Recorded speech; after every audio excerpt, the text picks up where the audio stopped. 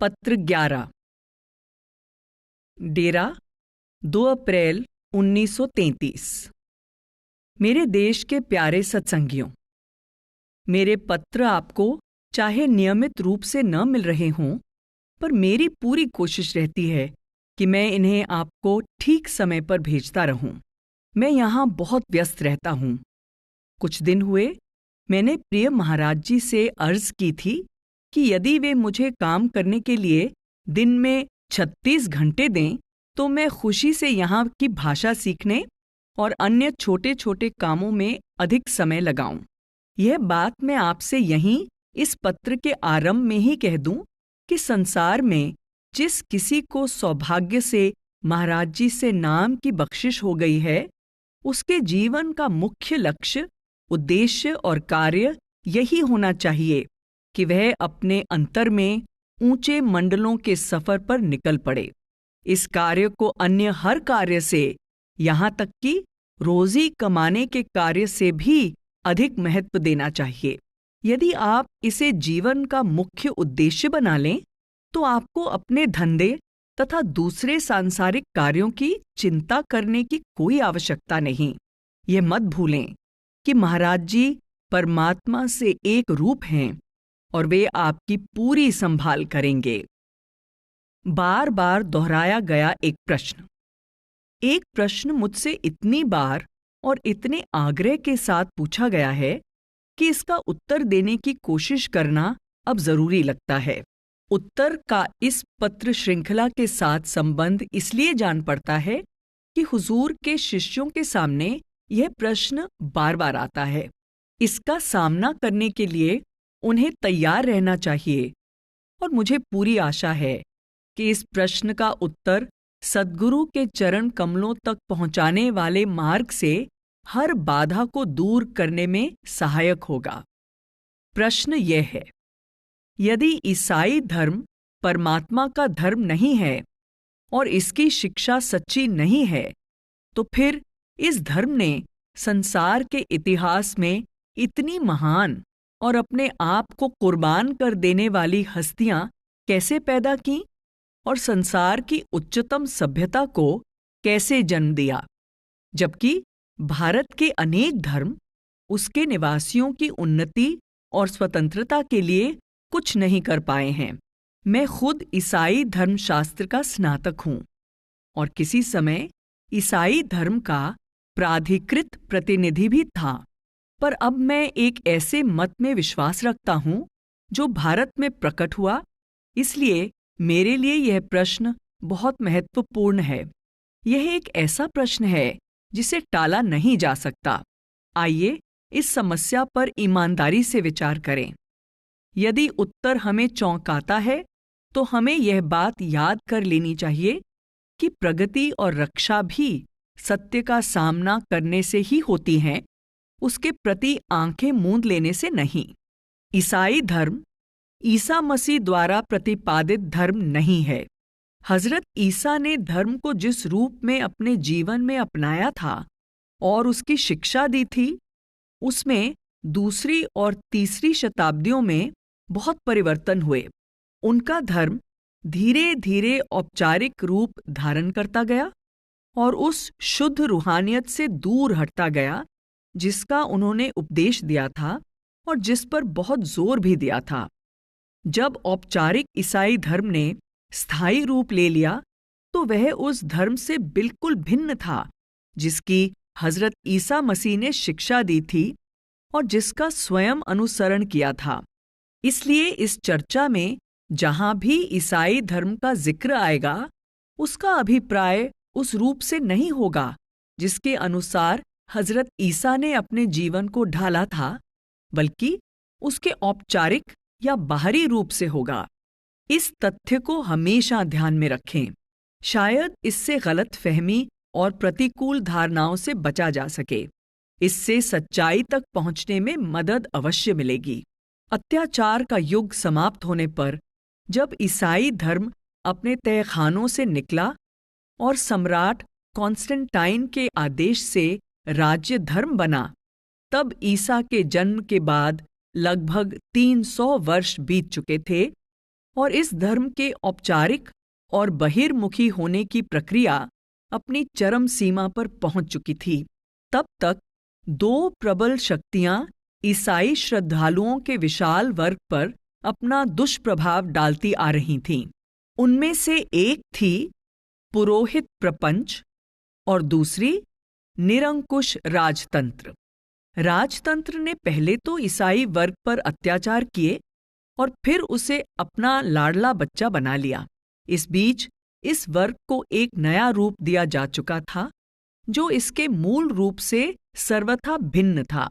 वे दुष्ट, अमंगलकारी शक्तियां बहुत देर से गुप्त रूप में, परंतु बड़े प्रभावशाली ढंग से मिस्र में केंद्रित हो रही थीं, जिसे उन्होंने अपनी कार्यवाही का अड्डा बना लिया था। वहां से उन्होंने रोम पर आक्रमण किया और सबसे पहले वहां के रोमन गणतंत्र को सीजर के निरंकुश राजतंत्र में बदल दिया। उसके बाद मिस्र के पुरोहित वर्ग ने इस नए धर्म को धीरे धीरे अपने चंगुल में फंसाया और अंत में अपने में विलीन कर लिया। अंततः जब राजतंत्र को विश्व साम्राज्य के सिंहासन पर बिठाया गया, तो उसने अपने जुड़वां भाई पुरोहित प्रपंच का समर्थन किया और दोनों के उस पापपूर्ण मेल से यूनिवर्सल चर्च का जन्म हुआ। फिर तीनों को मिलाकर एक कर दिया गया और इस प्रकार बनी राजनीतिक एवं धार्मिक संस्था कैथोलिक चर्च कहलाई और पोप सम्राट इसके मुखिया बने।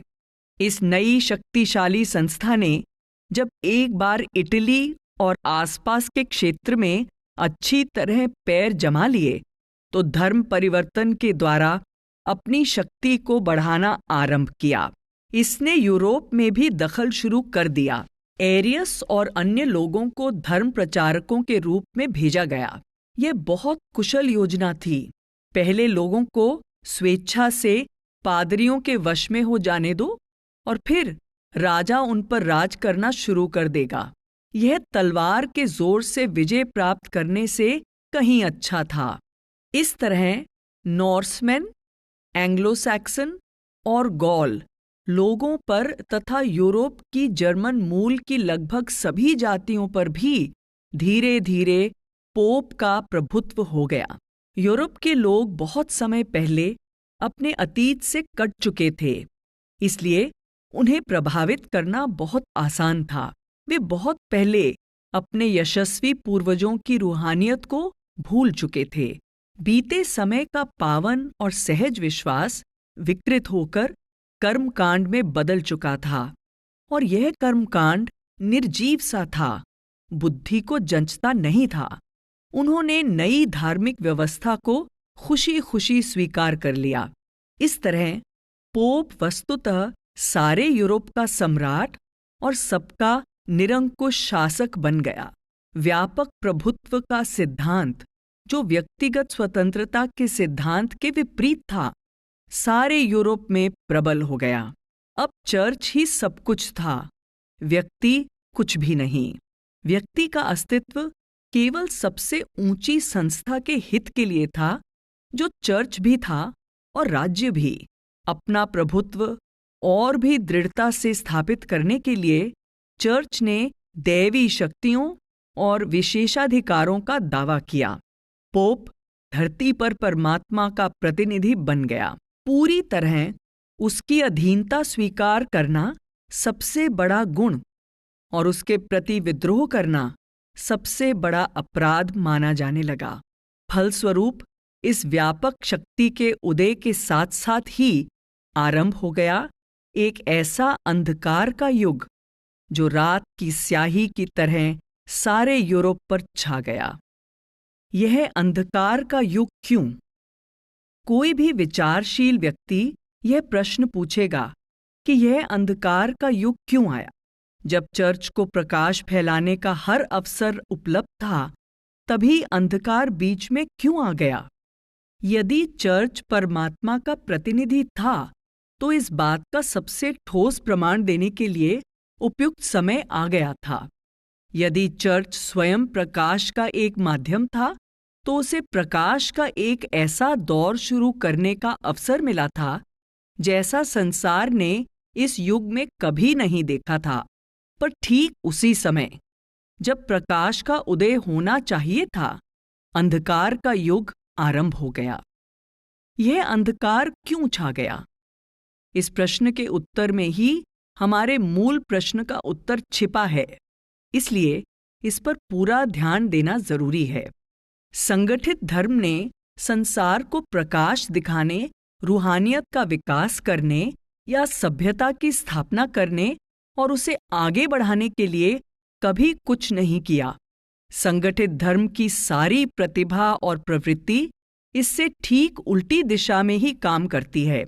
जैसे ही किसी धर्म को संगठित रूप में लोगों के सिर मढ़ा जाता है, जिसमें सत्ता पुरोहित वर्ग के हाथों में होती है, तब वह लोगों को दबाना, तर्क को सत्ता का दास बनाना, बुद्धि को कुचलना और मनुष्य के व्यक्तिगत तथा नवीन चिंतन के अधिकार को नकारना आदि भयंकर कुकर्म आरंभ कर देता है।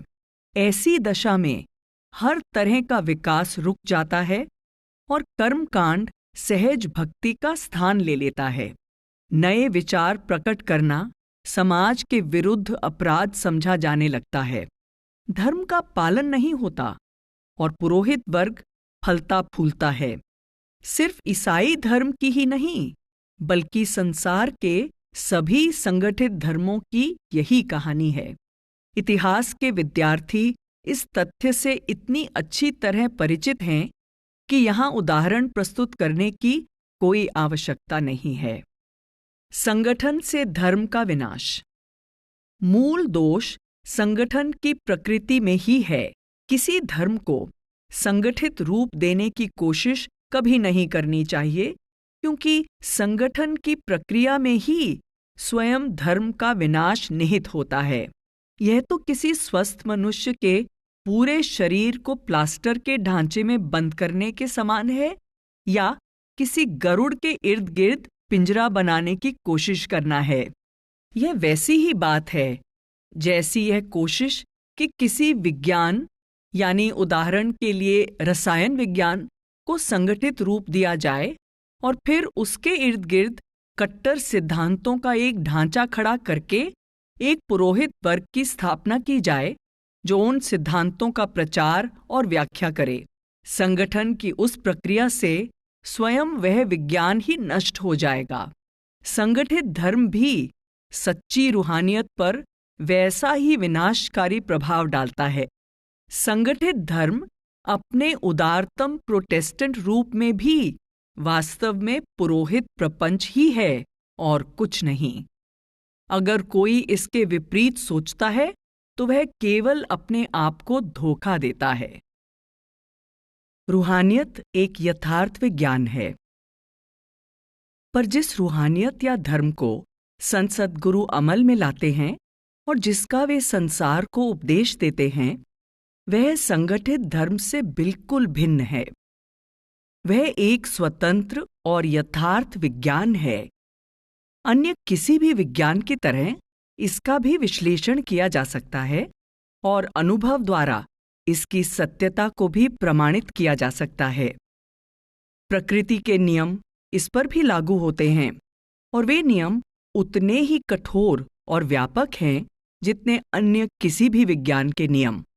अन्य विज्ञानों की तरह इसकी विधियां भी सुनिश्चित होती हैं और परिणाम सदा एक से होते हैं। पश्चिमी देशों के जिज्ञासुओं के लिए इस बात को पूरी तरह समझना बहुत मुश्किल है कि संत सद्गुरुओं का रूहानी कार्य एक यथार्थ विज्ञान है, क्योंकि वे यह सोचने के आदी हो चुके हैं कि धर्म अस्पष्ट सिद्धांतों और विश्वासों का एक समूह होता है। लेकिन उन विश्वासों और सिद्धांतों का वैज्ञानिक दृष्टि से कोई मूल्य न होना ही वह मुख्य कारण है जिससे पश्चिम के कॉलेजों में पढ़ने वाले अधिकांश स्त्री पुरुष हर प्रकार के धर्म को छोड़ने पर बाध्य हो रहे हैं। उनकी बुद्धि उन्हें पुराने धर्मों को त्यागने के लिए मजबूर कर रही है और उनसे अच्छी कोई चीज उन्हें अभी मिली नहीं है। पर आध्यात्मिक गुरु की स्थिति बिल्कुल वैसी है जैसी विज्ञान के किसी अध्यापक की उसकी प्रयोगशाला में होती है। अंतर केवल इतना है कि वह अध्यापक के अलावा भी कुछ होता है। रूहानी विज्ञान के हर जिज्ञासु के अभ्यास के दौरान एक ऐसा समय आता है जब उसे खड़ी चढ़ाई वाले विषम पहाड़ों पर चढ़ना पड़ता है, उन ऊंचाइयों पर भी जो अति दुर्गम हैं। तब उसे केवल एक अनुभवी मार्गदर्शक की ही आवश्यकता नहीं होती, बल्कि यह भी आवश्यक होता है कि उस मार्गदर्शक के मजबूत हाथ उसे उन स्थानों पर सहारा दें जहां वह अकेला कभी ऊपर चढ़ ही नहीं सकता। वक्त के सद्गुरु के महत्व और परम आवश्यकता का पूरा अनुभव उसे तभी होता है। ऐसी अवस्था में शिष्य के मन में सद्गुरु के प्रति अथाह प्रेम जागता है। सद्गुरु सर्वज्ञ और सर्वशक्तिमान होते हैं। शिष्य को चाहिए कि पूर्णतया उनकी रजा में रहे। हालांकि सद्गुरु शिष्य पर कभी अपना प्रभुत्व नहीं जताते और न कभी कोई प्रतिबंध लगाते हैं। इस अध्यात्म विज्ञान का एक और पहलू भी है जिसे अनदेखा कर दिए जाने की संभावना हमेशा रहती है। वह यह है कि इसकी इमारत वास्तव में नैतिकता की नींव पर ही खड़ी की जा सकती है। इसीलिए सब सद्गुरु इस बात पर जोर देते हैं कि जिज्ञासु को सबसे पहले अपने मनोवेगों पर काबू पाना होगा और अपने जीवन को सदाचार के कठोर नियमों के अनुसार ढालना होगा। जब तक वह ऐसा नहीं करता, तब तक वह आध्यात्मिक उन्नति नहीं कर सकता। संत सद्गुरु और उनके शिष्य इसी एक विशेषता के कारण लोगों में अपना एक अलग स्थान रखते हैं। यदि वे आध्यात्मिक मार्ग पर काफी आगे बढ़ चुके हैं, तो उनमें पूर्ण आत्मसंयम होता है और उनका चरित्र सर्वथा निर्मल होता है। उनकी संपूर्ण आध्यात्मिकता और उससे संबंधित उनकी सब शक्तियों का आधार यही होता है। संगठित धर्म की एक ऐसी बात है जिससे पता चलता है कि यह काल की एक बहुत बड़ी कपट चाल है, और वह यह है कि इसे दृढ़ विश्वास है कि यह सभ्यता का सबसे बड़ा मित्र और सहायक है, जबकि वास्तव में यह प्रबुद्ध विकास का सबसे बड़ा शत्रु है। इसके अलावा यह हर उस व्यक्ति का तुरंत विनाश कर देना चाहता है जो इसके परोपकार के दावे को चुनौती देने का साहस करता है। पर जिन्हें रूहानी जानकारी है, उनकी दृष्टि में यही तथ्य यह सिद्ध करता है कि संगठित धर्म विनाशकारी शक्तियों का एजेंट है। अच्छाई, सच्चाई और ईमानदारी अपने विरोधियों पर अत्याचार कभी नहीं करती। वे हमेशा और हर प्रकार से सबका भला ही चाहती हैं। वे अपने प्रेम और सहज मान्यताओं के द्वारा ही दूसरों को जीत लेती हैं। इस बात की तो कल्पना भी नहीं की जा सकती कि कोई संसद गुरु किसी से लड़ें या उस पर अत्याचार करें। वे तो विरोधियों पर भी वैसे ही दया मेहर करते हैं जैसे अपने शिष्यों पर। उनका प्रेम सबके लिए समान होता है, निष्पक्ष होता है, और उनका प्रकाश भले और बुरे दोनों पर समान रूप से पड़ता है। पर इतना जरूर है कि उस प्रकाश से पूरा लाभ वही उठा पाता है जो अपने हृदय के द्वार उसके लिए खोल देता है। केवल भ्रमपूर्ण धारणाएं ही अपनी कमजोरियों को महसूस करते हुए अपने अस्तित्व को बनाए रखने के लिए लड़ती हैं। इसी एक लक्षण से वे सभी लोग जो सचेत हैं जान जाएंगे कि गलती यह थी। यह शैतानी शक्तियों को पहचानने की एक ऐसी निशानी है जो कभी धोखा नहीं देती, और आप हमेशा उसी के द्वारा उनकी पहचान कर सकते हैं। मूल प्रश्न का उत्तर। अब हम उस प्रश्न का पूरा पूरा उत्तर देने के लिए तैयार हैं जिसे लेकर हम चले थे। उत्तर यह है, ईसाई धर्म ने कभी कोई महान, विवेकशील और आत्मत्याग करने वाली हस्तियां पैदा नहीं की हैं और ना ही इसने किसी उच्च सभ्यता को जन्म दिया है। अन्य किसी संगठित धर्म ने भी कभी यह महान कार्य नहीं किया है।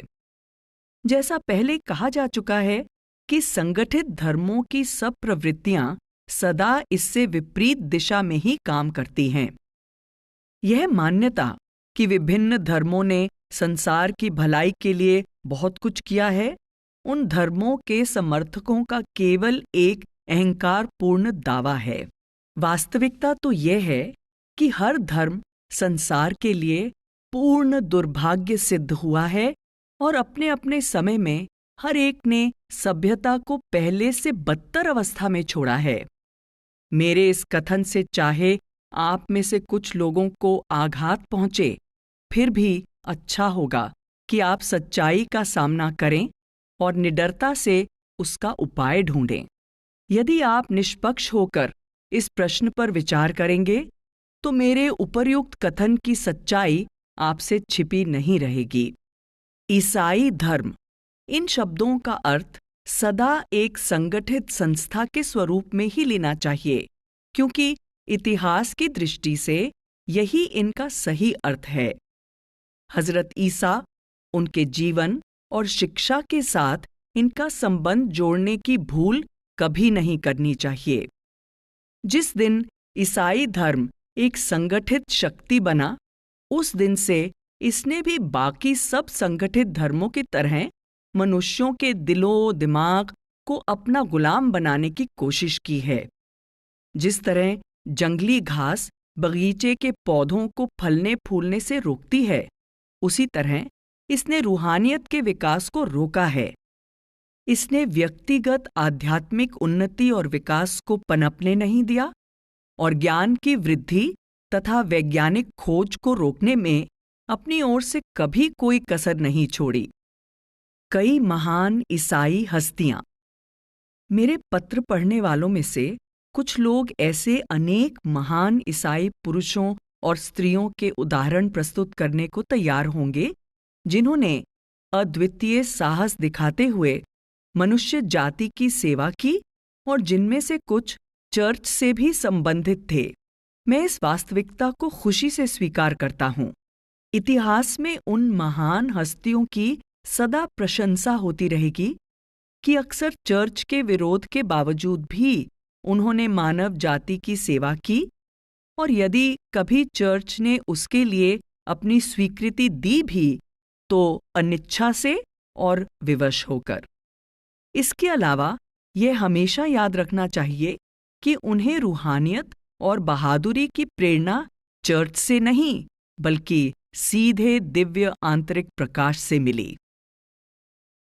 यह प्रभु की अपार कृपा का प्रत्यक्ष प्रमाण है कि हर धर्म में और हर समय में ऐसे अनेक व्यक्ति हुए हैं जिनके प्रभु और मानव जाति के प्रति प्रेम पर संदेह नहीं किया जा सकता, परंतु उनकी रूहानियत को अक्सर धर्म की ओर से जबरदस्त विरोध का सामना करना पड़ा है, ऐसे विरोध का जो किए कराए पर पानी फेर देता है।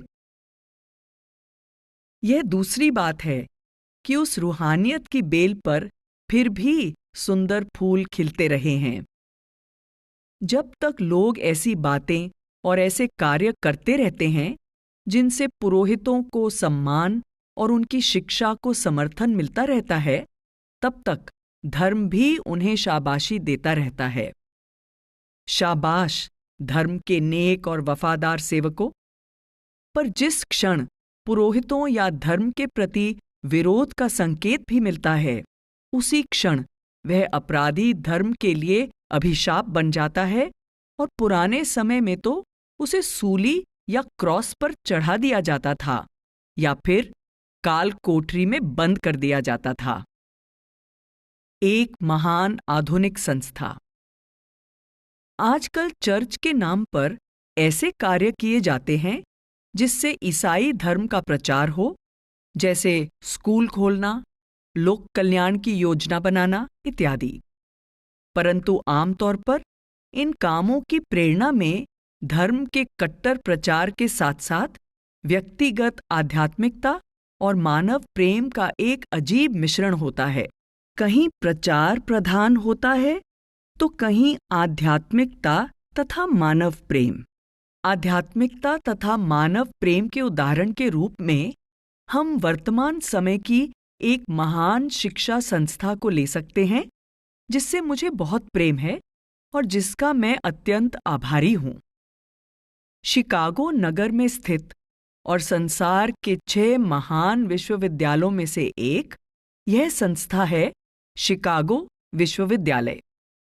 यद्यपि इसको शुरू हुए लगभग 40 साल ही हुए हैं, फिर भी इसका प्रकाश संसार के हर कोने में फैल चुका है और इसने इतिहास में अपना अद्वितीय स्थान बना लिया है। इसके पवित्र प्रांगण में अनेक विचारशील व्यक्तियों को स्वतंत्र चिंतन की प्रेरणा मिली है। इस विश्वविद्यालय की स्थापना एक विशेष धार्मिक संप्रदाय से संबंधित व्यक्तियों ने की थी। उन्होंने इसे आगे बढ़ाया और इसके कार्यकलाप का संचालन भी अधिकतर उन्हीं ने किया है। जब कभी इस संस्था की तरक्की या इसकी महान उपलब्धियों का जिक्र होता है तो इसका सारा श्रेय वह चर्च ले लेता है। फिर भी इस चर्च की परंपरागत प्रबंध समिति सदा ही इस संस्था को बुरा भला कहती और इसकी आलोचना करती रही है, क्योंकि इसके प्राध्यापकों के स्वतंत्र रूप से सोचने और अपनी खोज के परिणामों को लोगों के सामने प्रकट करने पर कोई रोक नहीं है। यदि प्रबंध समिति के वश में हो तो वह इस संस्था का नाम तक मिटा दे, पर शुक्र है कि उन्हें यह अधिकार प्राप्त नहीं है।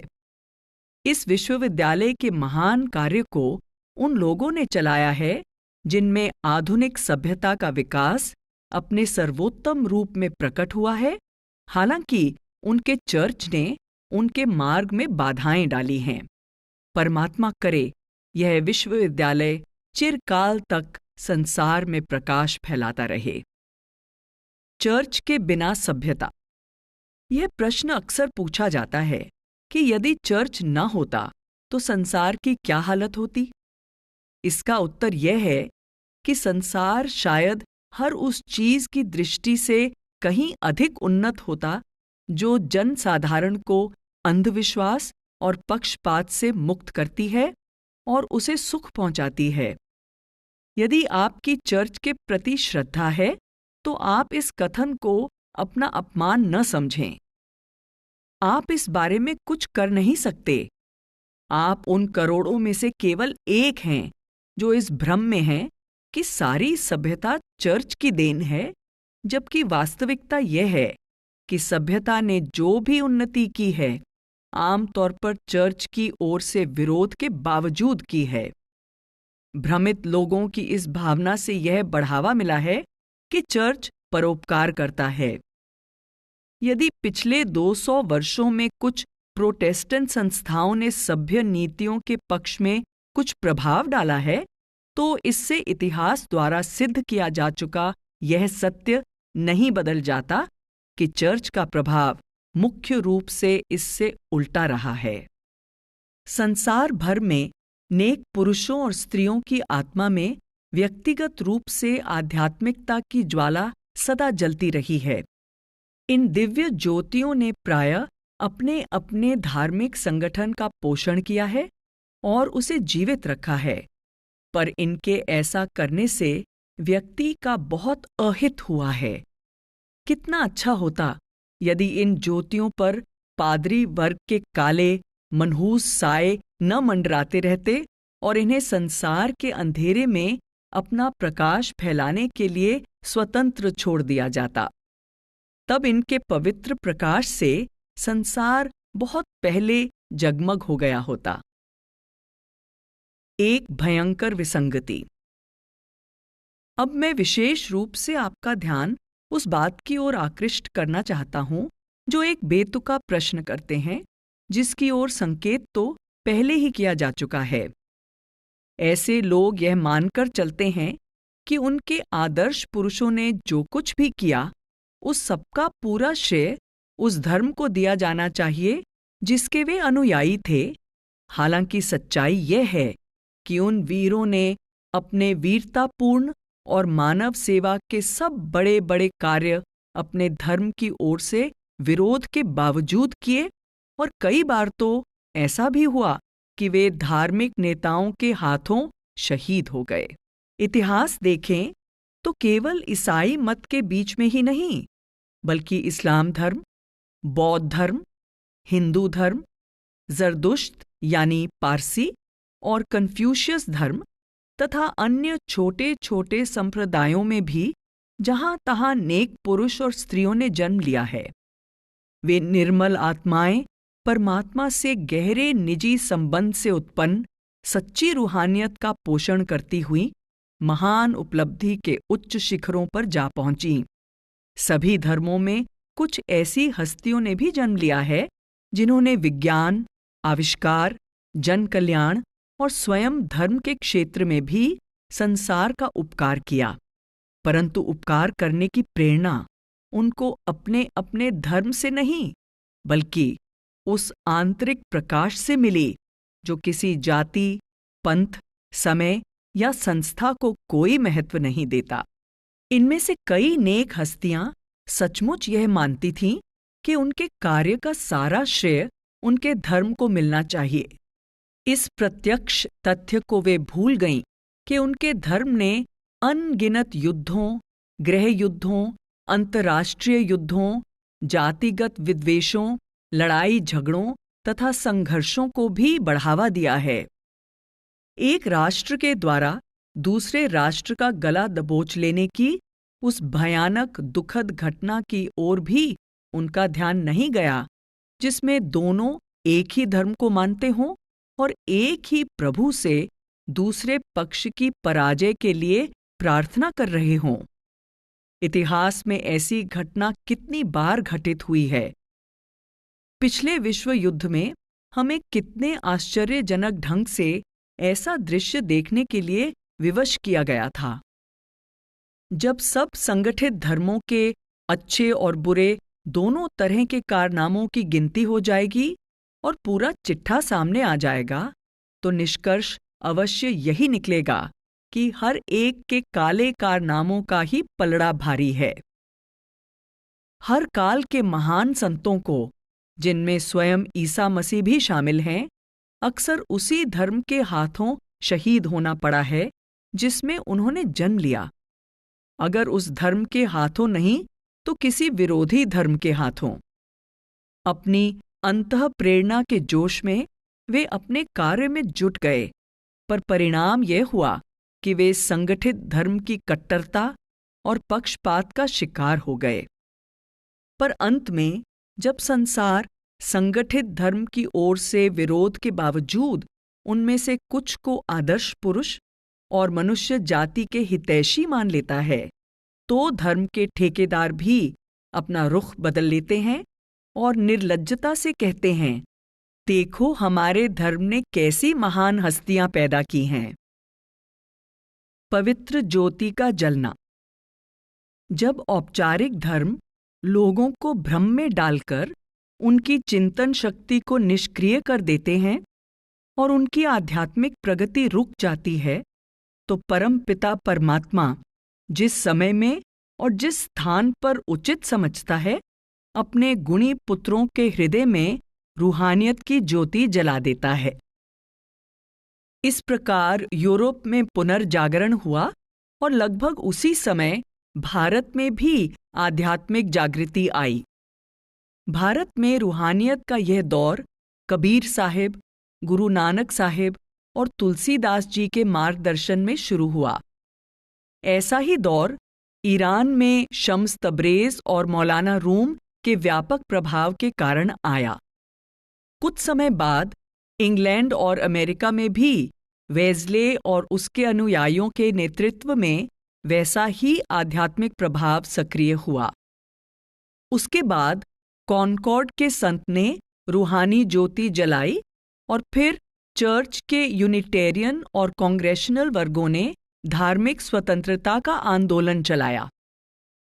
इन पवित्र आत्माओं को अपने अंतर से प्रेरणा मिली और इन्होंने अपने जीवन में जो कार्य किया वह मानवीय दास्ता और अज्ञानता की गंदगी से बाहर निकली इनकी जीवंत आत्मा का खिलना ही था। कमल का पौधा पानी में पैदा होता है, पर उसमें फूल पानी के बाहर ही लगते हैं। हर युग में सदैव धार्मिक सुधार होते रहे हैं। यह औपचारिक धर्म मनुष्यों को अंधविश्वास की जिस दलदल में फंसा देता है, उसमें से उन्हें निकालना होता है, उन्हें धोकर साफ करना होता है और फिर से यह समझाना होता है कि सच्चे धर्म या रूहानियत का स्रोत मनुष्य के अपने अंदर है, बाहर नहीं। यह एक अति दुखदाई सत्य है कि हर समय और हर जाति में आध्यात्मिक और नैतिक पतन तथा आध्यात्मिकता के ह्रास का मुख्य कारण संगठित धर्म ही रहा है। फिर सद्गुरु के चरण कमलों में हम फिर वहीं पहुंच गए हैं जहां से चले थे, सद्गुरु के चरण कमलों में। हमने देखा है कि संगठित धर्म मानवता का मित्र नहीं, वैरी है। यह ऊंची सभ्यताओं को जन्म नहीं देता, बल्कि उनको नष्ट करता है। यह महान हस्तियां पैदा नहीं करता, बल्कि व्यक्ति की स्वतंत्र सोच को दबाने तथा कुचलने की चेष्टा करता है। यह ज्ञान का प्रसार नहीं करता, बल्कि ज्ञान के सभी मार्गों को बंद करने की पूरी कोशिश करता है, क्योंकि यह डरता है कि ज्ञान का प्रकाश कहीं इसके सिद्धांतों को जड़ से न उखाड़ फेंके और इसके पुरोहित वर्ग की पोल न खोल दे। निसंदेह संगठित धर्मों ने भारतवासियों की स्वतंत्रता और उत्थान के लिए कुछ नहीं किया। उल्टे ये धर्म ही भारत की जनता की दुर्दशा का कारण हैं। अन्य देशों की तरह यहाँ भी धर्म ने पुरोहितों के हाथों में कठपुतली बनकर करोड़ों लोगों के गले में रस्सी डाल रखी है और पुरोहित उन्हें अन्य लद्दू जानवरों की तरह हाँकते रहे हैं। जब तक पुरोहिताई रहेगी, लोगों की मानसिक और नैतिक दास्ता भी बनी रहेगी। संत सद्गुरुओं ने क्या किया है? और संत सद्गुरु, आप पूछते हैं कि उन्होंने लोगों के लिए क्या किया है? उन्होंने बहुत कुछ किया है जो इतिहास में न कभी अंकित हुआ है और न हो सकता है, पर उनके लिए कोई सफाई देने की जरूरत नहीं है। यदि हो भी तो मैं अपने को इस योग्य नहीं पाता कि सफाई देने की कोशिश करूं। इस स्थिति को स्पष्ट करने के लिए मैं कुछ बातें लिखना चाहता हूं, ताकि सच्चा जिज्ञासु स्थिति को ज्यादा अच्छी तरह समझ सके और उसके मन में कोई ऐसा भ्रम न रह जाए जो उसे हुजूर की शरण लेने में रुकावट डाले। इस समय भारत की आबादी 35 करोड़ है, पर संत सद्गुरु गिनती के ही हैं और सदा गिनती के ही रहे हैं। सद्गुरु के लिए अपने शारीरिक रूप में बहुत से लोगों तक पहुंचना अत्यंत कठिन होता है, और अगर पहुंच भी जाएं तो लोग उनके संदेश को पूरी तरह समझ नहीं सकते। यहीं डेरे से 1 मील से भी कम की दूरी पर ऐसे लोग हैं जो 30 साल महाराज जी के निकट रह चुके हैं और जिन्होंने इन सभी 30 सालों में उन्हें अपने गांव में से होकर आते जाते देखा है, पर फिर भी उनको यह पता नहीं है कि वे संत सद्गुरु हैं, और यदि उनको कोई यह बता भी दे तो शायद इस बात की ओर तनिक भी ध्यान नहीं देंगे। उनमें से कई तो यह भी नहीं जानते कि सद्गुरु कहते किसे हैं। यह बात उनकी समझ के परे है। संत सद्गुरु प्रभु की मौज में रहते हैं। संत सद्गुरुओं का कहना है कि करामातें दिखाकर जीवन के स्वाभाविक प्रवाह को रोकना और उसे नई दिशा देना परमपिता की इच्छा के अनुकूल नहीं है। वे इस बात को जानते हैं कि लोगों के जीवन में जो कुछ भी हो रहा है वह प्रभु की इच्छा से हो रहा है। इसलिए जिस तरीके से प्रभु संसार की व्यवस्था को चला रहा है उसी से वे खुश हैं और स्वयं उसकी हर आज्ञा का प्रेम पूर्वक पालन करते हैं। संसार की व्यवस्था हमारे अनुकूल भले ही ना हो, पर इसे चलाने वाले को तो यह उचित लगती है। इसलिए इसे इसी तरह चलने देने में हमारी भलाई है। मनुष्य जीवन के घटना चक्र को संतजन हमसे बहुत ऊंचे तथा व्यापक दृष्टिकोण से देखते हैं और इसलिए वे इसे ज्यादा अच्छी तरह समझते हैं।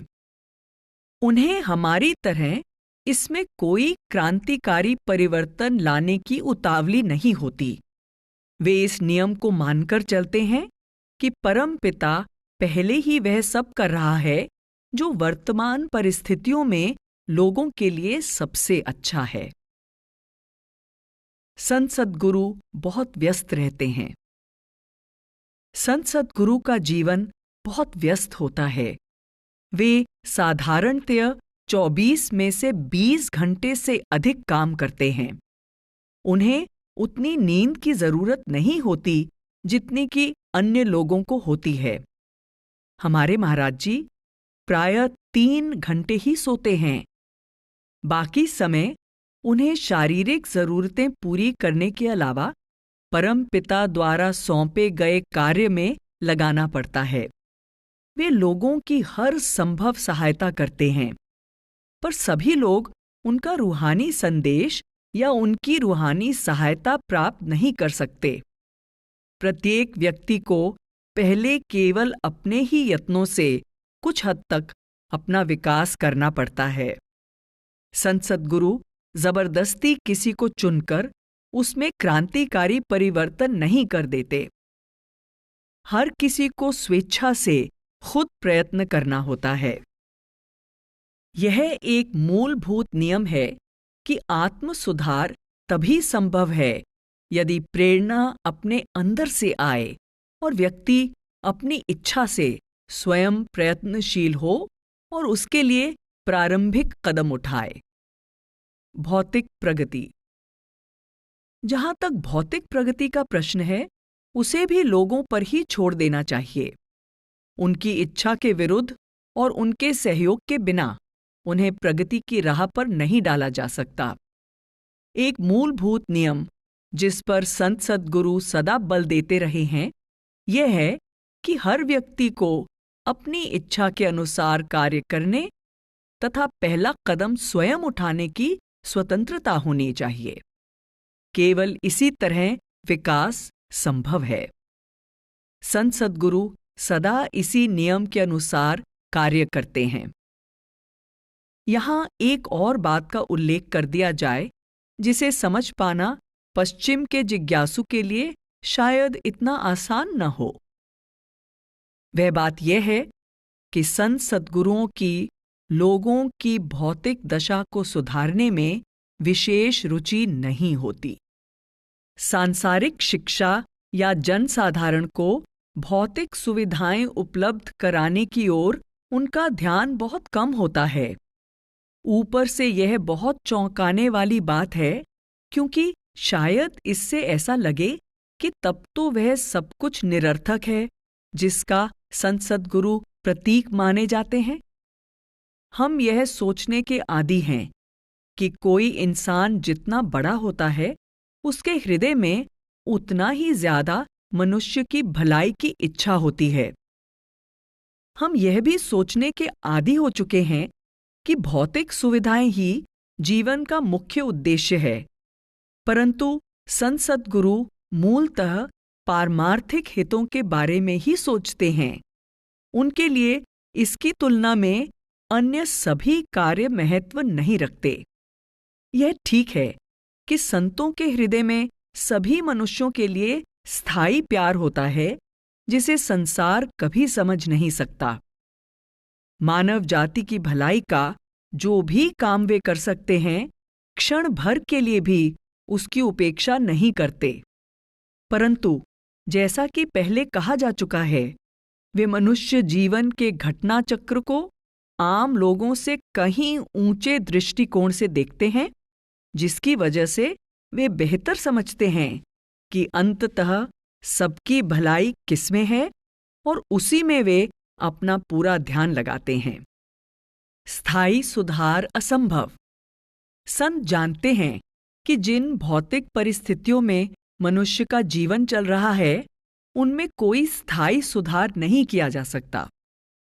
परिस्थितियां युग के साथ साथ सुधरती या बिगड़ती हैं, उन्हें तत्काल और तेजी से नहीं बदला जा सकता। हर युग में भौतिक जीवन की अपनी अपनी परिस्थितियां होती हैं और उनमें कोई बड़ा परिवर्तन नहीं लाया जा सकता। जितना ज्यादा कोई इन झंझटों में पड़ता है, उतनी ही ज्यादा सिरदर्दी वह मोल लेता है और उतना ही कम वह लोगों का भला करता है। यदि वह एक चीज को सुधारता है तो कोई दूसरी बिगड़ जाती है। हर देश, हर जाति के लोगों की वर्तमान अवस्था ठीक वैसी है जैसी कुल मालिक चाहता है। यदि ऐसा न हो तो निष्कर्ष यही निकलता है कि रचना करते समय उस सृष्टिकर्ता ने जो काम अपने जिम्मे लिया था, अब उसको और लोगों के या फिर शैतान के हवाले कर दिया है, जिससे वे जैसा चाहें निपटें। परंतु वह व्यक्ति जिसके समूचे चिंतन का प्रमुख आधार यह सिद्धांत है कि कुल मालिक सर्वशक्तिमान और परम दयालु है, वह इस विचार की कल्पना भी नहीं कर सकता। कुल मालिक की इच्छा में संत महात्मा दखल नहीं देना चाहते, परंतु जब ऐसा समय आता है कि लोग खुद अपनी भौतिक परिस्थितियां सुधारने लगते हैं, तो समझो कि कुल मालिक ने परिवर्तन के लिए उन्हें ठीक समय पर तैयार कर लिया है। दूसरी बात यह है कि यदि भौतिक जीवन में इतने सुधार की संभावना हो कि रोग, शोक, पीड़ा और निर्धनता को उसमें से निकाला जा सके और लोग लंबी आयु और सुख समृद्धि का आनंद ले सकें, फिर तो जितना अधिक सुधार होगा, रूहानियत में लोगों की रुचि उतनी ही कम हो जाएगी और वे परमात्मा तथा अपने निजधाम को भूल जाएंगे और बड़े संतोष के साथ आने वाले अनगिनत युगों के लिए इस संसार में डेरा डाल लेंगे। परंतु यही तो कुल मालिक और संत सद्गुरु चाहते नहीं। वे तो चाहते हैं कि जितनी जल्दी आत्माएं इस योग्य हो जाएं, उनको इस लोक से निकालकर उनके निज घर वापस ले जाएं। यही संत सद्गुरुओं के जीवन का लक्ष्य होता है और यदि दुख दर्द से जीवों को उनकी शरण में आने में सहायता मिलती है, तो वे उस दुख दर्द को उन जीवों के लिए प्रभु का वरदान मानते हैं, भले ही साधारण व्यक्ति उसे बहुत बड़ा दुर्भाग्य समझें। पुनः महाराज जी के चरण कमलों में। तो हम फिर महाराज जी के चरण कमलों में आ पहुंचे हैं। संत सद्गुरुओं का कार्य निराला है। वे कोई धार्मिक संगठन नहीं बनाते, व्यक्ति की अपनी कोशिश का दमन करने के लिए किसी सत्ता की स्थापना नहीं करते। जो लोग उनके प्रकाश को देख सकते हैं, उन्हें मार्ग दिखाने के लिए वे प्रकाश बिखेरते हैं, और जो दुर्बल व्यक्ति उनका सहारा लेना चाहते हैं, उन्हें वे अपना मजबूत हाथ बढ़ाकर सहारा देते हैं। उन्हें किसी संगठन की आवश्यकता नहीं होती। संगठन तो ध्यान को बाहर और नीचे की ओर खींचता है, जबकि अभ्यासी को अपना ध्यान अंदर और ऊपर की ओर ले जाना होता है। उसे तो केवल सद्गुरु की दया और सहायता की जरूरत होती है। संगठन का हस्तक्षेप आत्मा को मार्ग से भटका देता है और पुनः अंधकार में ले जाता है। महाराज जी के चरण कमलों में सस्नेह आपका, जूलियन पी जॉनसन। पत्र 12। डेरा 11 मई 1933। पवित्र पथ के प्रिय यात्रियों, मैं जब भारत आया था तब से मार्च का महीना कुछ मामलों में सबसे अधिक महत्वपूर्ण रहा है। हुजूर महाराज जी का काम निरंतर तेजी पकड़ रहा है। हर मासिक सत्संग पर हजारों लोग यहाँ महाराज जी के दर्शन करने आते हैं और सैकड़ों नाम की बख्शिश पाते हैं। मार्च में हुजूर ने लगभग 2500 व्यक्तियों को नाम बख्शा। अब महाराज जी का सत्संगी परिवार पहले से कहीं ज्यादा तेजी से बढ़ रहा है। महाराज जी का बंबई का दौरा। मार्च के पहले सप्ताह में महाराज जी बंबई और कई अन्य शहरों के लंबे दौरे पर गए। बंबई में आप केवल 3 दिन ठहरे और 40 व्यक्तियों को नामदान बख्शा। कहते हैं कि लगभग वे सभी समाज के अत्यंत प्रतिष्ठित वर्ग के हैं। उनमें श्रीमती जोशी भी शामिल हैं, जिनके पति नागपुर में मध्य प्रदेश की सरकार में गृह मंत्री थे। सर जोशी और उनकी सुपुत्री श्रीमती भिडे पहले से ही हुजूर के सत्संगी हैं। मध्य प्रदेश के अमरावती डिवीजन के कमिश्नर की धर्मपत्नी श्रीमती डे को भी महाराज जी ने 7 तारीख को अमरावती में नामदान दिया। हुजूर महाराज जी इंदौर में।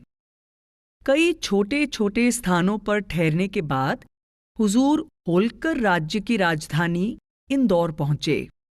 शायद आप में से कुछ एक को याद होगा कि इस स्थान के राजा ने सियाटल की मिस मिलर से विवाह किया था।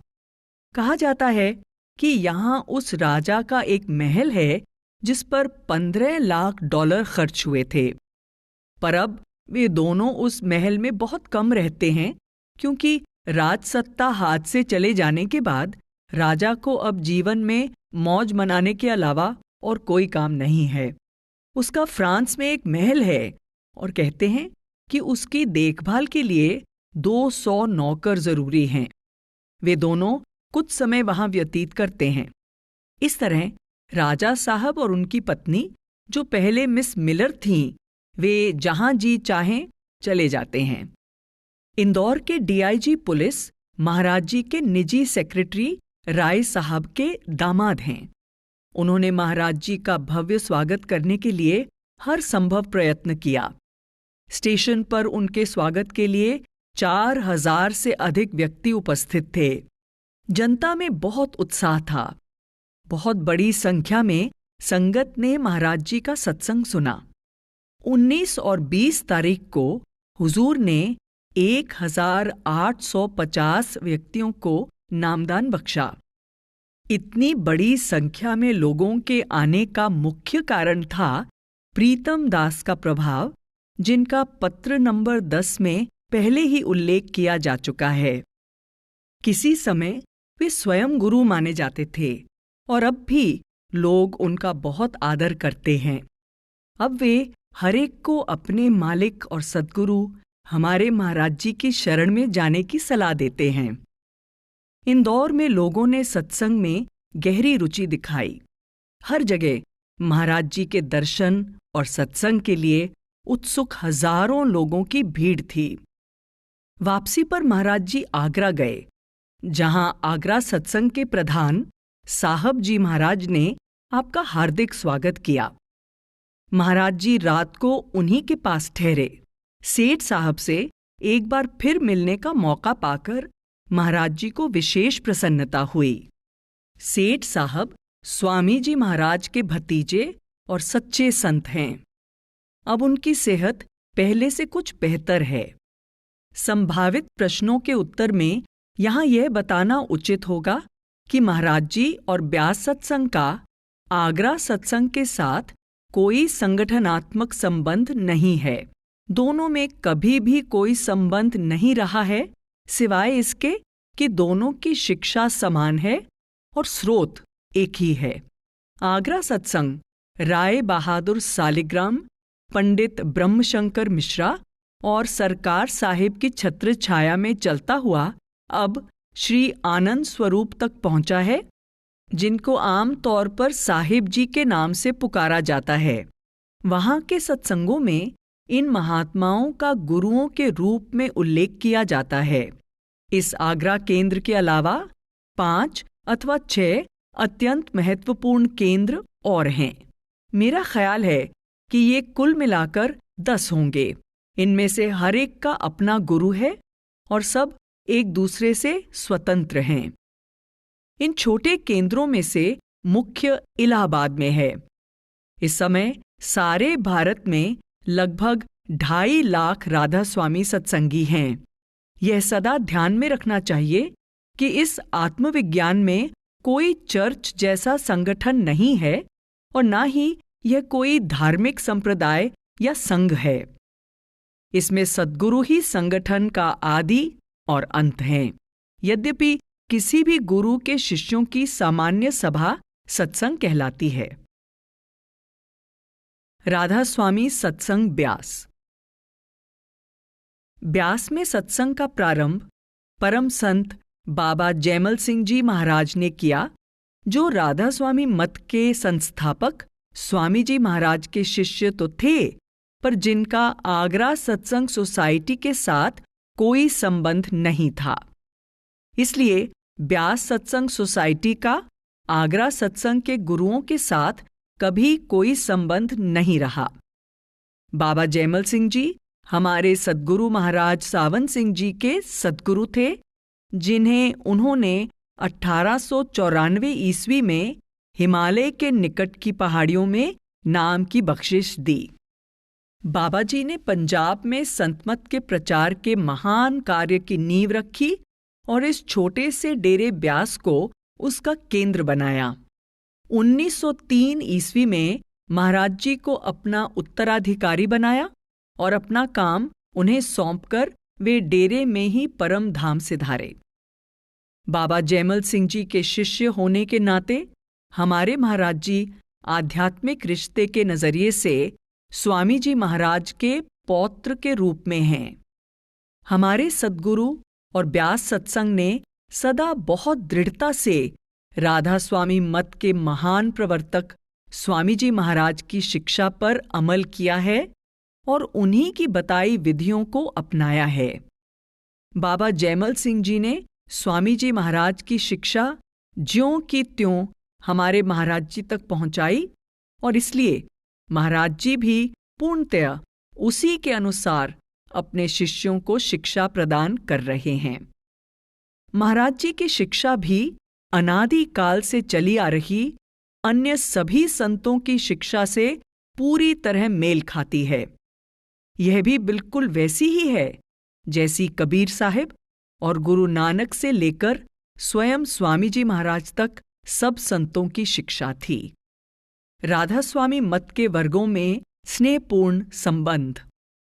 इस समय राधा स्वामी मत के शिष्यों के दोनों बड़े वर्गों में बहुत अच्छे प्रेमपूर्ण संबंध हैं और जहां तक मुझे जानकारी है अन्य वर्गों से भी।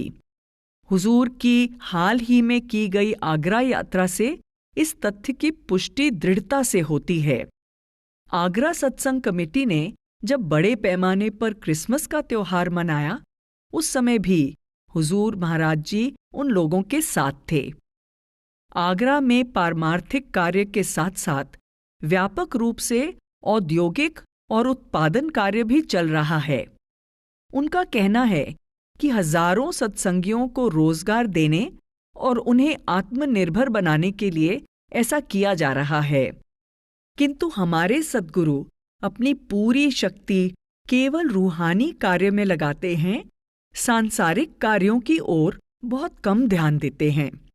यहाँ यह बता देना उचित होगा कि आगरा में बन रहे स्वामी जी महाराज के भव्य स्मारक पर उनके धनवान संबंधियों के दान और कुछ अन्य सत्संगियों द्वारा दिए गए चंदे का ही पैसा खर्च हो रहा है। इस कार्य में हमारे सद्गुरु और ब्यास सत्संग सोसाइटी ने कोई भाग नहीं लिया। महाराज जी की डेरे में वापसी। 23 मार्च को हुजूर अपने लंबे दौरे के बाद डेरे वापस आ गए। घर लौटने पर एक विशाल जनसमूह ने उत्साह के साथ उनका स्वागत किया। महाराज जी के बिना डेरा केवल पवित्र यादों की एक बस्ती रह जाता है। हुजूर का प्यार से राधा स्वामी कहना उन हजारों दिलों में नूर और खुशी भर देता है जो उनकी वापसी के इंतजार में होते हैं। मासिक सत्संग के लिए पहले ही बहुत से लोग इकट्ठे हो चुके हैं। महाराज जी के आने के बाद डेरा संगत से भरा हुआ है। शामियाने लग गए हैं और डेरे में सब जगह हलचल दिखाई दे रही है। मकानों की ड्योढ़ियां और बरामदे चटाइयों और चारपाइयों से भरे हैं जो लोगों के सोने के लिए हैं। हजारों लोगों का आना जाना जारी है। लंगर में बड़ी बड़ी देगों में चावल तथा सब्जियां पक रही हैं और ढेरों रोटियां बनाई जा रही हैं। गेहूं के आटे से बनने वाली ये रोटियां इस देश के लोगों का मुख्य आहार हैं। इस भंडारे पर 12,000 लोगों को भोजन खिलाया जाएगा। लंगर में भोजन मुफ्त दिया जाता है, पर जो कोई भी धन से सेवा करना चाहता है, सेक्रेटरी के पास जाकर अपनी सामर्थ्य के अनुसार थोड़ी या बहुत रकम जमा करवा देता है। इस तरह सारे खर्च के लिए काफी धन मिल जाता है। लंधौरा के राजा रानी। इस महीने का सत्संग खास तौर पर याद रहेगा क्योंकि इसमें लंधौरा के राजा और रानी आए हुए हैं। राजा साहब की उत्तरी भारत में एक छोटी सी रियासत है। रानी साहिबा को लगभग 3 साल पहले नाम की बख्शिश हुई थी। अंत में स्वयं राजा साहब ने भी डेरे आने का निर्णय ले लिया। मैं रोज की तरह शाम के सत्संग में गया और महाराज जी की स्टेज के सामने खुले मैदान में बिछी दरियों पर बैठ गया। यहाँ सत्संग में सब लोग चटाइयों या दरियों पर बैठते हैं, कुर्सियां नहीं होती। कुर्सियों पर बैठने में लोगों को असुविधा होती है। मैंने भी बाकी सत्संगियों के साथ चौकड़ी लगाकर बैठना सीख लिया है। इस तरह उतनी ही जगह में बहुत ज्यादा लोग बैठ सकते हैं। आदत पड़ जाने पर चौकड़ी लगाकर बैठने में उतनी असुविधा नहीं होती जितनी हम समझते हैं। राजा साहिब के लिए कुछ खुली जगह रख ली गई थी। वे जल्दी ही आ गए और दूसरे लोगों की तरह ही विनीत भाव से बैठ गए। सिर्फ इतना फर्क नजर आया कि एक नौकर ने उनके बैठने के लिए रेशमी कढ़ाई वाली एक गद्दी बिछा दी और उनके आसपास थोड़ी सी जगह खाली छोड़ दी गई ताकि वे भीड़ से बचे रहें। मैं राजा साहिब के पास बैठा सोच रहा था कि कैसे राजा भी और रंक भी आकर हुजूर के चरण कमलों में बैठते हैं। यहाँ सब बराबर हैं। दुनियावी अंतर भुला दिए जाते हैं। मुझ अमेरिकन के लिए यह विश्वास करना कठिन था कि सचमुच एक राजा आम जनता के साथ मेरे पास बैठा है और सबकी तरह बड़े चाव से हुजूर महाराज जी का सत्संग सुन रहा है। रानी साहिबा महाराज जी की स्टेज के पीछे एक ओर बैठी थीं। कुछ महिलाएं देखभाल के लिए उनके साथ थीं, पर किसी प्रकार का आडंबर नहीं था। सत्संग के मैदान के पार नजर दौड़ाने पर गेस्ट हाउस के सामने एक हथियारबंद गार्ड एक ओर से दूसरी ओर टहलता दिखाई देता था। यही एकमात्र संकेत था कि शाही परिवार यहाँ ठहरा है। सत्संग में हुजूर ने साफ शब्दों में फरमाया कि रूहानी क्षेत्र में सांसारिक मान प्रतिष्ठा का कोई महत्व नहीं है। जब नजर उस अलौकिक भविष्य पर टिकी हो तो अमीर और गरीब, राजा और रंक सब बराबर होते हैं। परमपिता की दृष्टि में सब समान हैं। उसके दरबार में केवल 2 बातों को महत्व दिया जाता है, उसकी मौज में रहना और जीवित सद्गुरु के मार्गदर्शन में शब्द का अभ्यास करना। सत्संग की समाप्ति पर राजा साहिब ने झुककर हुजूर के चरणों में प्रणाम किया और यदि हुजूर मना न कर देते और अपने चरण पीछे न हटा लेते तो राजा साहिब ने उनके चरण पकड़ लिए होते। यह सौभाग्य हुजूर कुछ खास व्यक्तियों को ही प्रदान करते हैं। उनमें राजा और अमीर तभी होते हैं यदि वे श्रद्धावान सत्संगी हों, उनका हृदय निर्मल हो और उनमें हुजूर के लिए प्यार भरा हो। राजा साहिब 3 दिन सत्संग में आए और हुजूर के वचनों को ध्यानपूर्वक सुना। उन्हें हुजूर से अकेले में मिलने और प्रश्न पूछने के भी कई अवसर दिए गए। उसके बाद उन्होंने नामदान के लिए विनती की और सोमवार को हुजूर ने नाम की बख्शिश करके उन्हें सच्चा शिष्य बना लिया। उनका कहना था कि उनकी सबसे बड़ी कठिनाई शराब छोड़ना था, पर फिर भी उन्होंने हुजूर को वचन दिया कि शराब पीना छोड़ देंगे। मंगलवार को राज परिवार ने डेरे से प्रस्थान किया। उन्हें आशा है कि मई के सत्संग में वे फिर यहाँ आएंगे। राजा साहिब ने महाराज जी और हम सबको अगली शरद ऋतु में अपने घर आने का निमंत्रण दिया है और कहा है कि वे अपनी रियासत के हर पुरुष, स्त्री और बच्चे को हुजूर के दर्शन करवाएंगे और उनका सत्संग सुनवाएंगे। एक कश्मीरी पंडित को नामदान। लगभग 14,000 लोगों ने यह सत्संग सुना। बाद में 490 को नामदान मिला, जिनमें एक विद्वान कश्मीरी पंडित भी था।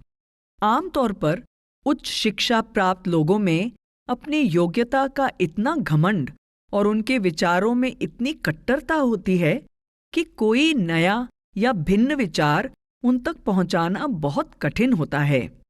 निसंदेह संसार के अनेक बड़े बड़े विद्वानों के इस पवित्र मार्ग पर चलने में यही सबसे बड़ी बाधा है।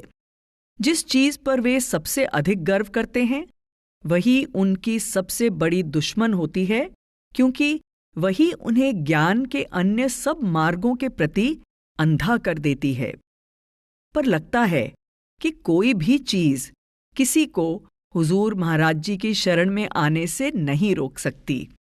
हुजूर महाराज जी समाज के सभी वर्गों के लोगों को इस तरह अपनी ओर खींचते हैं जैसे चुंबक लोहे को। इसके अलावा संतमत के संदेश की सच्चाई दिल और दिमाग दोनों को समान रूप से आकर्षित करती है। हुजूर की शक्ति का रहस्य। डेरे के कुछ बुजुर्ग और उच्च कोटि के सत्संगी बताते हैं कि हुजूर की सबको अपनी ओर खींचने की शक्ति का रहस्य तभी खुलता है जब कोई अंदर जाता है और उनके पीछे पीछे ऊंचे मंडलों में पहुंचता है। तब यह रहस्य अच्छी तरह उसकी समझ में आ जाता है। महाराज जी को केवल एक मनुष्य के रूप में देखने वाला व्यक्ति उनकी वास्तविक महानता का अनुमान नहीं लगा सकता, पर यदि वह अंदर जाकर उनके साथ ऊपर के मंडलों का सफर करे, तभी और केवल तभी उसे उनके वास्तविक रूप का ज्ञान होता है। अभ्यासी कहते हैं कि उन मंडलों में अपने ही प्रकाश से चमक रही लाखों रूहें अक्सर हुजूर के पीछे पीछे चलती और बड़े प्यार तथा आदर भाव से उनके चरण कमलों में प्रणाम करती दिखाई देती हैं। उन सत्संगियों का कहना है कि वहां हुजूर के पीछे रूहों की भारी भीड़ लग जाती है, जिनकी गिनती करोड़ों में जा पहुंचती है, और ऊपर सचखंड तक पूरे रास्ते में आत्मा ज्यों-ज्यों हुजूर के साथ आगे बढ़ती है, वे उसको और अधिक महान दिखाई देते हैं। हुजूर मार्ग के आरंभ से लेकर अंत तक के उन सब प्रकाशमय मंडलों के सचमुच शहंशाह हैं, पर भौतिक जगत में लौटकर आप स्वयं इसका जिक्र तक नहीं करते और हमारे बीच अपने बच्चों की देखभाल करते हुए केवल एक क्षमाशील दयालु पिता के समान दिखाई देते हैं। हे कृपा निधान प्रभु, काश हम प्रतिदिन हुजूर के साथ उन सुंदर मंडलों में जाकर वहां उनकी शोभा देख सकें। क्या संसार में कोई ऐसी वस्तु है जिसकी तुलना उसके साथ की जा सके? पर यहाँ डेरे में हमारे बीच में ही ऐसे जीव हैं जो उसका अनुभव करते हैं। तो फिर आप और मैं ऐसे क्यों नहीं कर सकते? क्या यह एक ऐसा कीमती अनुभव नहीं कि इसे पाने के लिए हम मेहनत करें? इस बेचारे संसार के पास इसके तुल्य है भी क्या जो यह किसी को दे सके? प्रेम, सद्गुरु की बख्शिश। एक दिन सत्संग में महाराज जी ने फरमाया कि अंतर में जाना और ऊंचे रूहानी मंडलों में प्रवेश पाना किसी अन्य चीज की अपेक्षा प्यार पर अधिक निर्भर है। एक सत्संगी ने पूछा, हुजूर, क्या हर सत्संगी अपने हृदय में वह प्रेम पैदा कर सकता है? महाराज जी ने बहुत अर्थपूर्ण उत्तर दिया जो याद रखने योग्य है। आपने फरमाया, नहीं, वह प्रेम सद्गुरु की बख्शिश है। तब सत्संगी ने पूछा, हुजूर, क्या वह प्रेम सत्संगी को अवश्य मिलता है? महाराज जी ने फरमाया, क्यों नहीं, पर शर्त यह है कि वह उसके लिए मेहनत करे। काम की मजदूरी हर कोई देता है, इसलिए अगर कोई सद्गुरु की सेवा करता है तो उसको उसके हक की मजदूरी अवश्य मिलेगी। यह याद रखना भी बहुत जरूरी है कि सद्गुरु की सेवा का मूल अर्थ है मन को निर्मल करना और सिमरन, ध्यान तथा भजन में बैठना। सद्गुरु की असली सेवा यही है। अंदर जाने की तैयारी करना सद्गुरु की सबसे बड़ी सेवा है। महाराज जी हमसे कितने ऊंचे हैं, इसका अनुमान भी नहीं लगाया जा सकता। इसलिए स्वाभाविक है कि सांसारिक स्तर पर उनकी सेवा करना आम तौर पर असंभव होता है।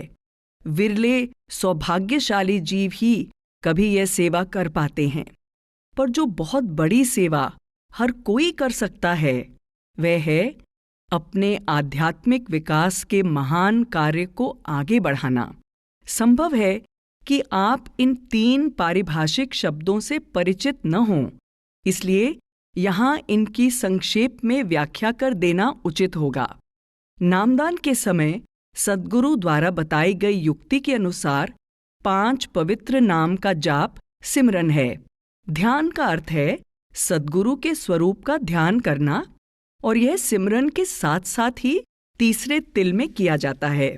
जिसको नाम मिल गया है पर सद्गुरु के दर्शन नहीं हुए, उनको चाहिए कि वे सोचें कि सद्गुरु की उपस्थिति में सिमरन कर रहे हैं।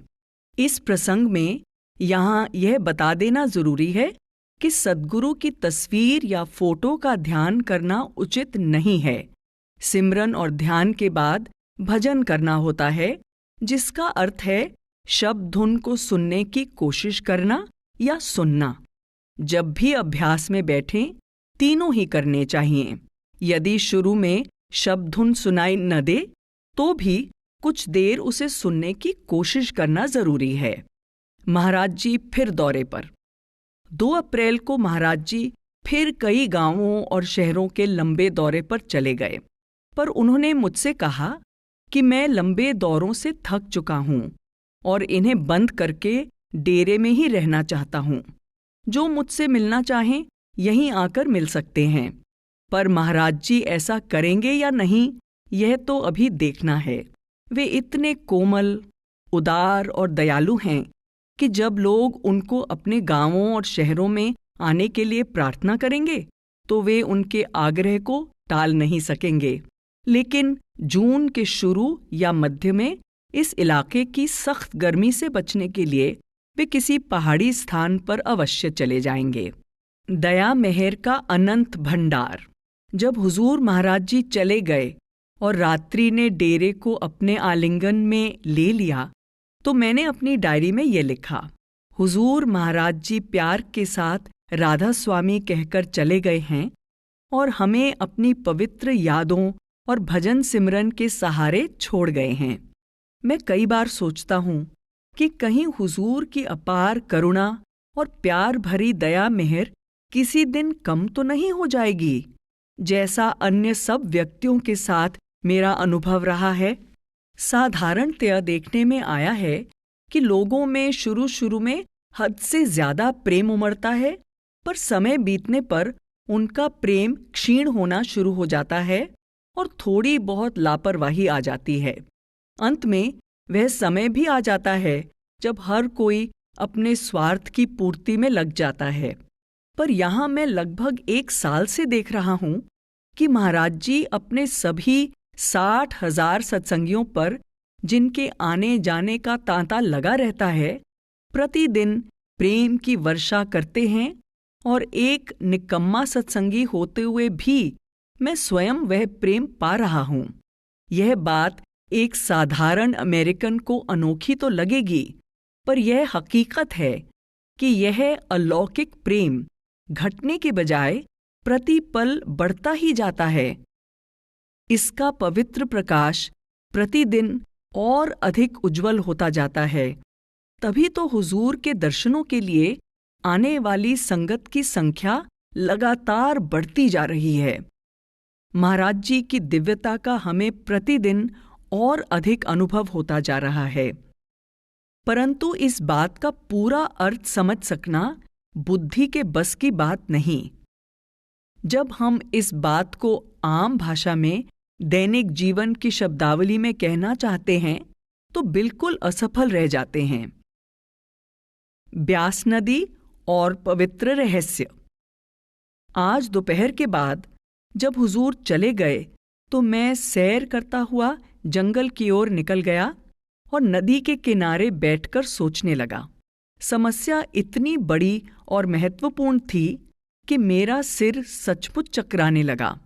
हम जानते हैं कि हुजूर जो भी करामात करना चाहें कर सकते हैं, पर सबसे बड़ी करामात तो वे स्वयं हैं। हम जानते हैं कि ऐसी ही बात है और फिर भी पूछते रहते हैं कि यह कैसे संभव है। हम जानते हैं वे वही महामानव हैं जिसे सारा दर्शन शास्त्र रूहानी विकास का लक्ष्य बताता है।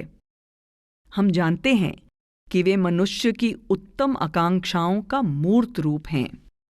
पर जब हम उनके सामने खड़े होते हैं, उनके हाथों का स्पर्श पाते हैं, उनकी दया भरी मुस्कान और प्यार भरे वचन हमारी आत्मा को अवर्णनीय आनंद से भर देते हैं, तब सारा तत्व ज्ञान मन से गायब हो जाता है और हुजूर की उपस्थिति के आनंद के अतिरिक्त कुछ भी शेष नहीं रहता। मैं नदी के तट पर इसलिए चला गया था कि वहां बैठकर एकांत में कुछ सोच सकूं, अनियंत्रित उमड़ते विचारों की बेचैनी को शांत कर सकूं। इसलिए मैं बैठ गया और उस शांत तथा भाव शून्य नदी से मैंने कहा कि इस रहस्य पर से पर्दा तो उठाओ। यह नदी बर्फ से ढके हिमालय से चुपचाप नीचे की ओर बहती है। उत्तर की ओर दृष्टि डालने पर गौरवशाली पुरातन पर्वत दिखाई देता है, जो पंजाब का वयोवृद्ध प्रहरी बन राजसी शान से सिर उठाए खड़ा है और जिसकी धूप में चमकती निर्मल चोटियां निरंतर ऊंचे गगन की ओर संकेत करती हैं। उन्हीं के चरणों से निकलती है मंद गति से बह रही यह नदी, यह पुरातन नदी जो हजारों सालों से चुपचाप अपने मार्ग पर बहती चली आ रही है और अंत में सिंधु नदी और फिर अरब सागर में विलीन हो जाती है। मैंने इस पुरातन नदी से प्रार्थना की कि इस पवित्र रहस्य को खोलो और मुझे समझाओ कि यह शाश्वत चमत्कार क्या है जो स्वयं सद्गुरु के रूप में हमारे सामने है। तब नदी ने अत्यंत कोमल और सुंदर भाषा में बिना शब्दों का प्रयोग किए उत्तर देते हुए कहा, जिस तरह नदी मनुष्यों के आचरण की ओर ध्यान न देती हुई निरंतर बहती है, उसी तरह परम पिता के प्रेम की धारा भी निरंतर बहती है। जैसे सरिता अपने मार्ग से विचलित नहीं होती, वैसे ही तुम भी सद्गुरु की भक्ति से विचलित मत होना। निश्चय ही उनका प्रेम तुम्हें ले जाकर उस महासागर में मिला देगा, जैसे सरिता बहकर खुले समुद्र में जा मिलती है। पर कुछ निराश होकर मैंने कहा, हे पावन सरिता, यह सब तो मैं पहले ही जानता था। तुम एक उपदेशक की तरह बातें कर रही हो। मैंने तुम्हें स्वयं सद्गुरु के अलौकिक रहस्य के विषय में और बताने को कहा था। तब सरिता ने उत्तर दिया, हे नन्ही जीवात्मा, बूंद सागर को पीने का यत्न क्यों कर रही है? तुम स्वयं पूर्ण संत बनकर ही सद्गुरु को समझ सकती हो। रात का अंधेरा आसमान से गिरते पंख की तरह चुपके से आया, और जैसे ही उसने ब्यास की घाटी को अपने आलिंगन में लिया, तब मैंने लौटकर अपने कमरे के एकांत में शरण ली, पर मैं अभी भी उस अलौकिक रहस्य में उलझा हुआ था। सस्नेह आपका, जूलियन पी. जॉनसन।